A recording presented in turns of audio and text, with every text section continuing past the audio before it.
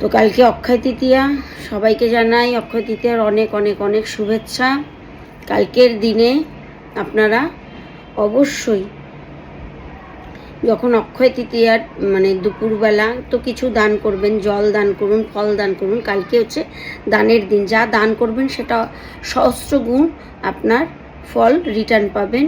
এটা হচ্ছে সবথেকে বড়, খুব সহজ কথা।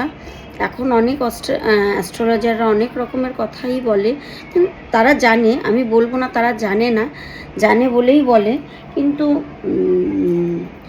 দান করাটা যে অক্ষয় তৃতীয়ার দিন মহৎ মানে একটা গুণ, একটা কাজ, এটা মানে সবারই জানা উচিত। আজকে মানে এখন তো সবাই সচেতন হয়ে গেছে, এখন তো আর সেই দিন নেই যে সিক্রেটভাবে কেউ, এত সোশ্যাল মিডিয়ায় সবাই জানতে পেরে গেছে কবে কি কখন কি করতে লাগে। তো যাই হোক, কালকে দান করবেন, যে যেরকম একটা মানুষকে পারলেও দান করবেন।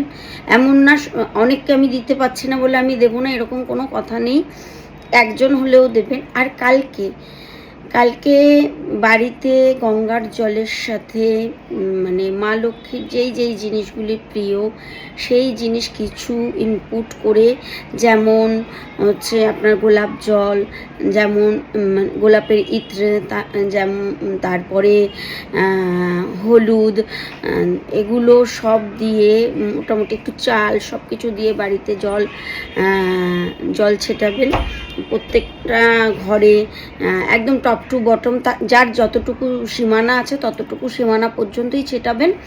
আর হচ্ছে ঘিয়ের প্রদীপ অবশ্যই জ্বালাবেন, মানে ঘিয়ের প্রদীপটা মা লক্ষ্মীর সামনে, মা লক্ষ্মীর মন্ত্র, যদি আপনারা বীজ মন্ত্র জানেন তাহলে বীজ মন্ত্র জপ করবেন, কালকে জপ করে মাকে আরতি দেখাবেন। ঘিয়ের প্রদীপ আরতি না করতে পারলেও মায়ের সামনে একটা ঘিয়ের প্রদীপ অবশ্যই জ্বালাবেন। আপনারা মনের কামনা বলবেন মাকে, মা যেন কালকের দিনে বিষ্ণুর সাথে যদি মা লক্ষ্মীকে পুজো করা হয়, যেমন কালী পুজোর সময় যে অমাবস্যা হয়, সেই অমাবস্যায় গণেশের সাথে মা লক্ষ্মীকে পুজো করলে মা যেরকম স্থায়ী হয়, সেরকমই কালকে অক্ষয় তৃতীয়ার দিন বিষ্ণুর সাথে মা লক্ষ্মীকে পুজো করলে মা স্থির হয়। এর একটা অনেক বড় গল্প আছে, গল্পটা আমি অন্য সময় আপনাদের জানাবো। যেটা বেসিক্যালি কালকের দিনে করা উচিত সেটাই আপনাদের জানালাম, যে কালকে যদি পারেন বিষ্ণুর সাথে মাকে পুজো করবেন। আর বিষ্ণু যখন পুজো করবেন তখন মা বৈষ্ণবী হয়ে যায়। আমাদের বাঙালি মতে লক্ষ্মী মানে আঁশ, কিন্তু বিষ্ণুর সাথে যখন সে পুজো নেয় তখন সে আঁশ থাকে না, তখন সে বৈষ্ণবী হয়ে যায়। তো কালকে যারাই মাকে পুজো করবেন বিষ্ণুর সাথে, তারা কিন্তু মাছ, মাংস, পেঁয়াজ, রসুন কেউ খাবেন না। এটা মানে বলে না 2 আনা খরচা করতে কিনতে গিয়ে 10 আনা খরচা, সেটাই হয়ে যাবে। করবেন না তাও ঠিক আছে, কিন্তু বিষ্ণুর সাথে পুজো করলে অবশ্যই আপনারা নিরামিষ খাবেন, দেখবেন আপনাদের কীরকম সুখ সমৃদ্ধি হয়। আগামী অক্ষয় তৃতীয়া পর্যন্ত আপনারা এটা বুঝতেই পারবেন। তো টাটা।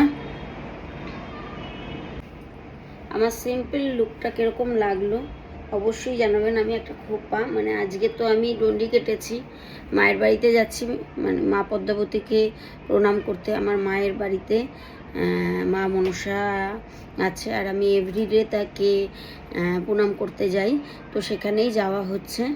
তো আমার সিম্পল লুকটা কেমন লাগলো অবশ্যই কিন্তু জানাবেন আপনারা, ভালো লাগছে কিনা, আর আমার বয়সটা ঠিক কতটা লাগে আমাকে অবশ্যই কিন্তু জানাবেন।